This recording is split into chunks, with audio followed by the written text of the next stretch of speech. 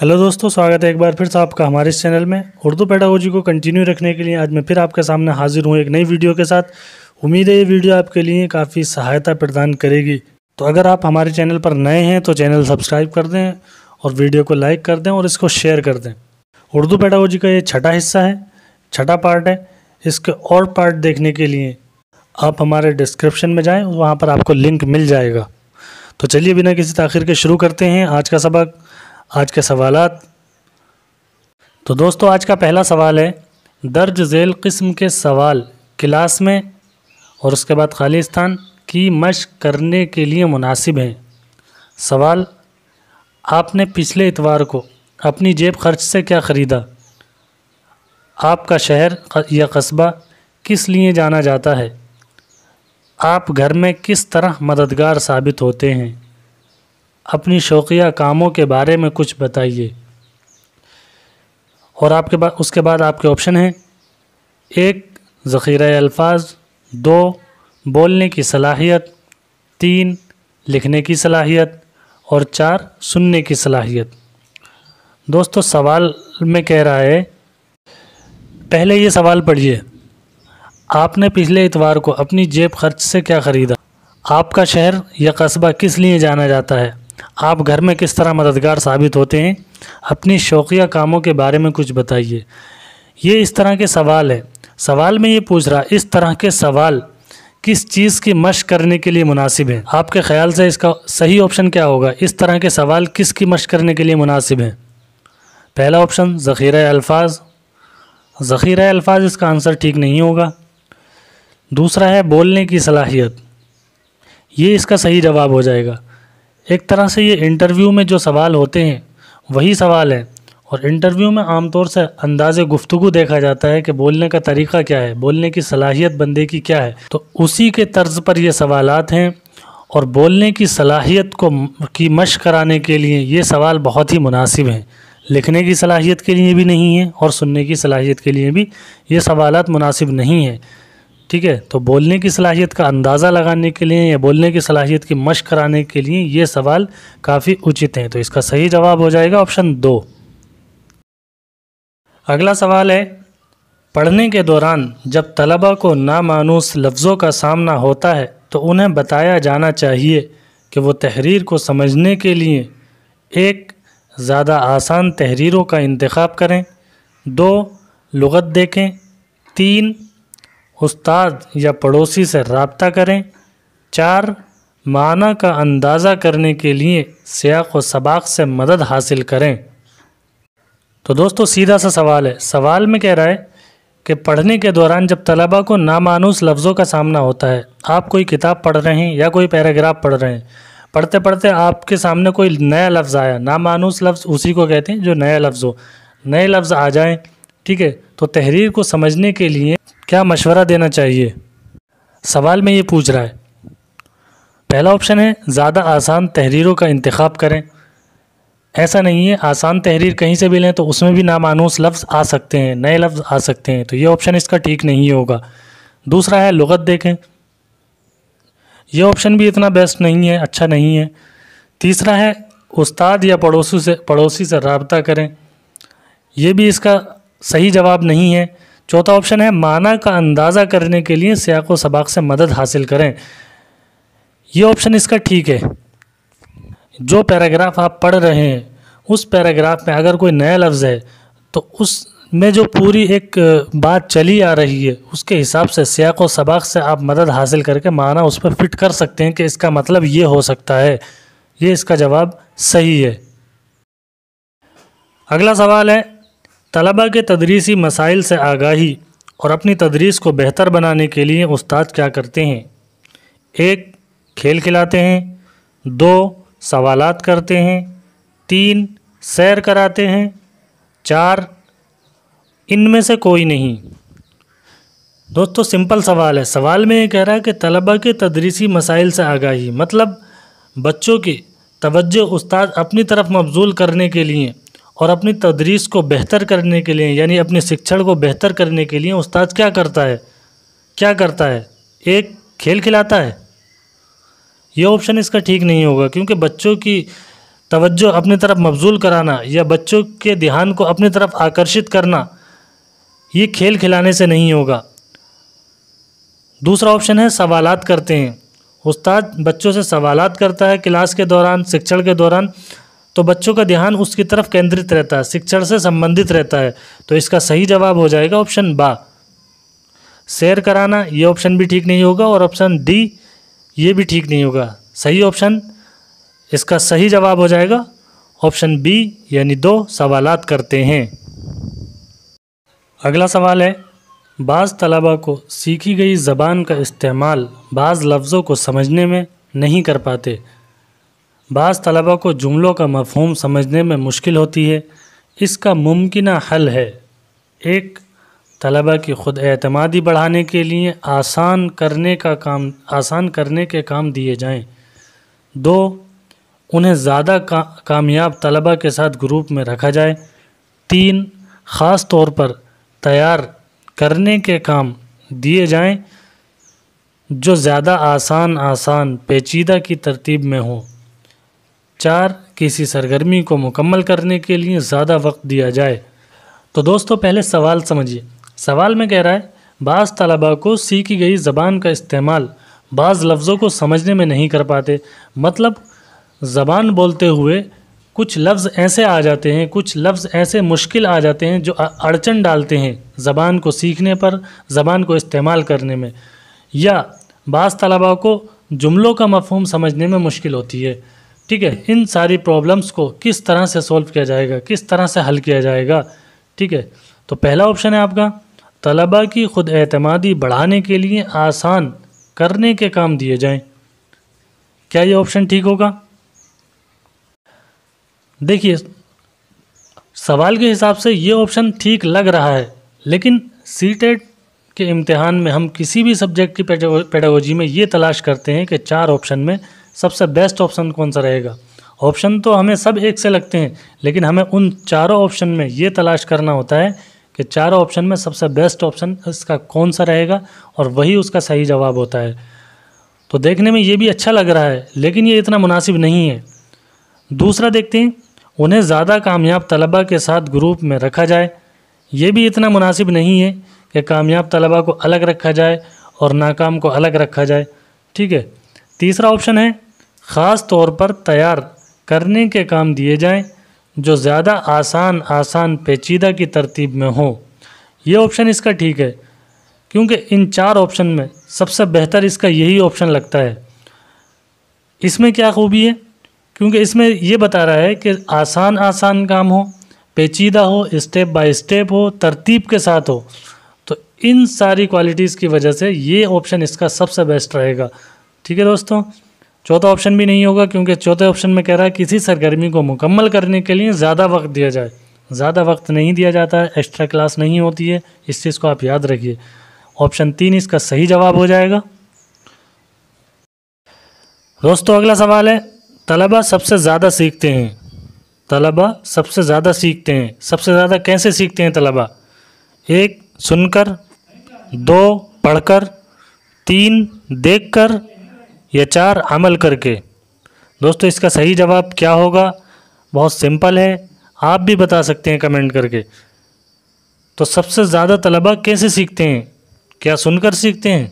नहीं, सुनकर इतना नहीं सीखते हैं। सुनकर भी सीखते हैं, पढ़कर भी सीखते हैं, देखकर भी सीखते हैं, लेकिन सवाल में कह रहा है सबसे ज़्यादा कैसे सीखते हैं। तो सबसे ज़्यादा जो तलबा सीखते हैं वो अमल करके सीखते हैं, प्रैक्टिकल करके सीखते हैं। ठीक है, प्रैक्टिकली जब किसी काम को करते हैं तो ज़्यादा सीखते हैं। तो इसका सही जवाब हो जाएगा ऑप्शन 4। अगला सवाल है, जब तलबा क़वाइद के उसूलों और ज़बान की साख्तों के दरमियान बाहमी ताल्लुक़ समझने की कोशिश करते हैं तो उन्हें मालूम होता है कि 1 क़वाइद के उसूल सीखने को सबसे ज़्यादा अहमियत दी जानी चाहिए। 2 क़वाइद के उसूल बुनियादी तरसील के लिए लाजमी हैं। 3 तहरीर का तर्ज़ क़वाइद के उसूल के ज़ेर असर होता है। 4 क़वाइद के उसूल तरसील और उसकी फ़नकाराना सलाहियतों के फ़रोग़ के लिए लाजमी है। तो दोस्तों सवाल में ये कह रहा है कि जब तलबा क़वाइद के उसूल यानी ग्रामर के कॉन्सेप्ट और ज़बान की साख्तों के दरमियान बाहमी ताल्लुक़ समझने की कोशिश करते हैं तो उन्हें मालूम होता है, तो उन्हें इस बात का ज्ञान होता है।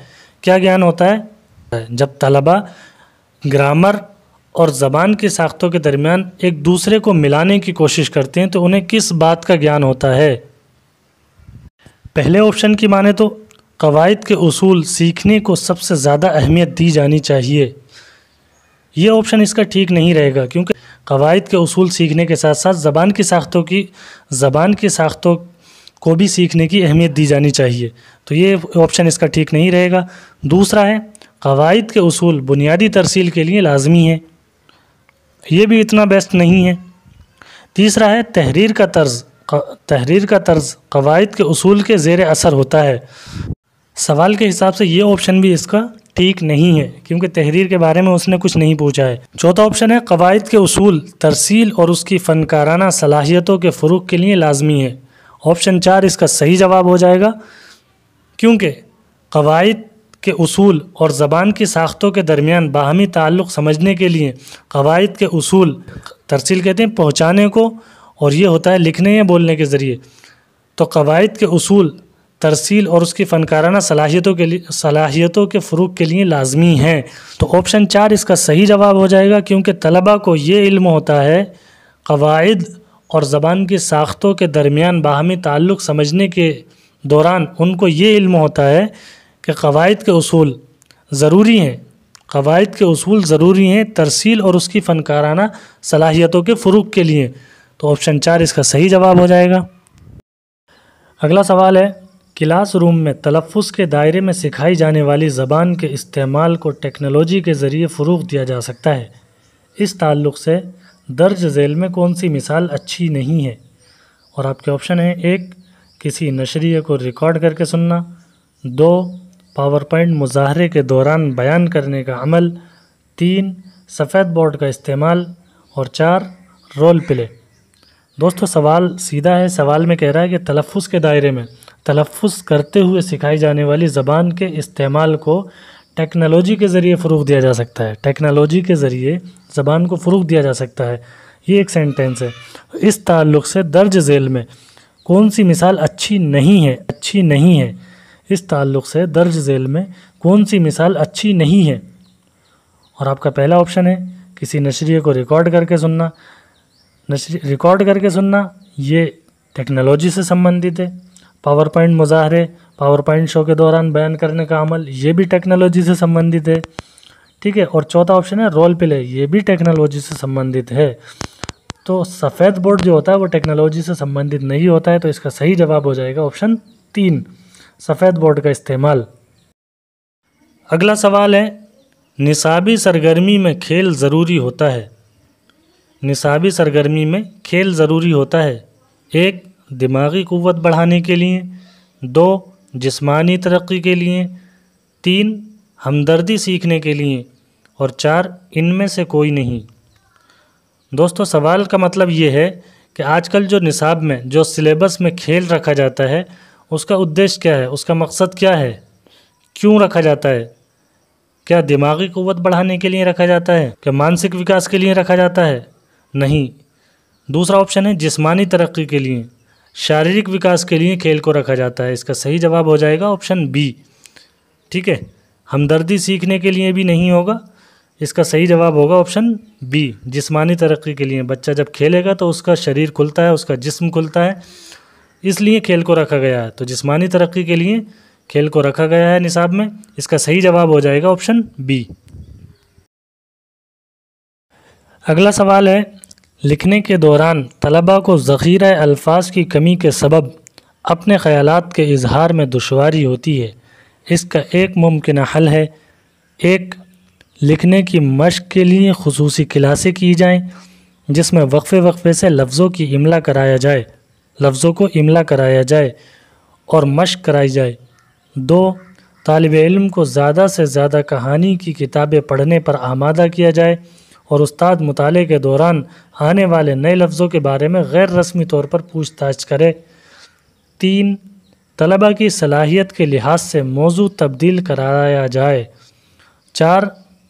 चंद अल्फाज और उनके माना देकर उन्हें सीखने और इस्तेमाल करने को कहा जाए। दोस्तों सवाल में कह रहा है कि लिखने के दौरान तलबा को ज़ख़ीरा अल्फाज यानी वर्ड मीनिंग की कमी की वजह से कुछ तलबा लिखने के दौरान अपने ख़यालात का इजहार सही से नहीं कर पाते, तो इसका सॉल्यूशन क्या होगा। सवाल इतना सा है। आपका पहला ऑप्शन है लिखने की मश्क के लिए खुसूसी क्लासें की जाएं जिनमें वक्फे से लफ्ज़ों को इमला कराया जाए और मश्क कराई जाए। ये ऑप्शन इसका ठीक नहीं होगा क्योंकि खुसूसी क्लासेस, एक्स्ट्रा क्लासेस या स्पेशल क्लासेस लिखने के लिए नहीं कराई जाती हैं, बल्कि एक टाइम पीरियड होता है, उसी में लिखने और पढ़ने दोनों का काम कराया जाता है। तो ये ऑप्शन इसका ठीक नहीं होगा। दूसरा ऑप्शन है तालिब इल्म को ज़्यादा से ज़्यादा कहानी की किताबें पढ़ने पर आमादा किया जाए और उस्ताद मुताले के दौरान आने वाले नए लफ्ज़ों के बारे में गैर रस्मी तौर पर पूछताछ करे। ऑप्शन में बता रहा है कि तालिब इल्म को ज़्यादा से ज़्यादा कहानी की किताबें पढ़ने पर प्रेरित किया जाए। एक उस्ताद तालिब इल्म को ज़्यादा से ज़्यादा कहानी की किताबें पढ़ने पर प्रेरित करे और मुताले के दौरान जो नए लफ्ज़ आ रहे हैं उनके बारे में गैर रस्मी तौर पर पूछताछ करे। गैर रस्मी कहते हैं अनौपचारिक रूप से पूछताछ करे। अनौपचारिक का मतलब होता है कहीं से भी, चाहे वो पाठ्य पुस्तक से संबंधित हो या उसके जीवन के किसी भी पहलू से संबंधित हो, उसको गैर रस्मी कहते हैं, यानी अनौपचारिक। तो अनौपचारिक रूप से कहीं से भी पूछताछ करे, तो ये ऑप्शन इसका ठीक हो जाएगा। ऑप्शन 2 इसका सही हो जाएगा। और तीसरा ऑप्शन तलबा की सलाहियत के लिहाज से मौजू तब्दील कराया जाए, मौजू तब्दील नहीं कराया जाएगा, ये ऑप्शन इसका ठीक नहीं होगा। चौथा ऑप्शन है चंद अल्फाज और उनके माना देकर उन्हें सीखने और इस्तेमाल करने को कहा जाए। चंद अल्फाज, लिमिटेड अल्फाज, ये भी ऑप्शन इसका ठीक नहीं होगा। ऑप्शन 2 इसका सही जवाब होगा। अगला सवाल है मौजूदा निज़ाम तालीम में मुहासबा करने की सबसे बड़ी खूबी क्या है। मौजूदा निज़ाम तालीम में मुहासबा करने की सबसे बड़ी खूबी क्या है। 1 मुअल्लिम ने क्या सिखाया, 2 मुतअल्लिम ने क्या सीखा, 3 निसाब कितना पूरा हुआ और 4 इनमें से कोई नहीं। तो दोस्तों मौजूदा निज़ाम तालीम में मुहासबा करने की, मुहासबा कहते हैं किसी बात को लेकर गौर फ़िक्र करना, सोच विचार करना, ठीक है। तो मौजूदा निज़ाम तालीम में मुहासबा करने की सबसे बड़ी खूबी क्या है। 1 मुअल्लिम ने क्या सिखाया, मुअल्लिम कहते हैं उस्ताद को, इस बात को लेकर गौर फ़िक्र करना चाहिए कि मुअल्लिम ने क्या सिखाया, ये ऑप्शन इसका ठीक नहीं होगा। दूसरा है मुतअल्लिम ने क्या सीखा, मुतअल्लिम कहते हैं तालिब इल्म को, मुतअल्लिम ने क्या सीखा, इस बात को लेकर गौर फ़िक्र की जाती है, इस बात को लेकर मुहासबा किया जाता है कि मुतअल्लिम ने क्या सीखा, ठीक है। तो इसका सही जवाब हो जाएगा ऑप्शन बी, ऑप्शन 2। तीसरा भी देख लेते हैं। तीसरा है निसाब कितना पूरा हुआ, निसाब सिलेबस कितना पूरा हुआ। तो सिलेबस पर भी गौर फ़िक्र नहीं किया जाता है, मुहासबा नहीं किया जाता है, बल्कि हमें मतलब होता है रिज़ल्ट से, बच्चे ने क्या सीखा, कितना सीखा, ठीक है। तो इसका सही जवाब हो जाएगा ऑप्शन 2, मुतअल्लिम ने क्या सीखा। तो दोस्तों ये थी हमारी आज की क्लास। आज का वीडियो यहीं पर समाप्त करते हैं। वीडियो कैसा लगा, आपको समझ आया या नहीं आया, कमेंट करके ज़रूर बताइए। वीडियो अच्छा लगा हो तो दिल से लाइक करिए, कमेंट करिए और ज़्यादा से ज़्यादा इसको शेयर करिए। मिलते हैं नेक्स्ट वीडियो में। अल्लाह हाफिज़।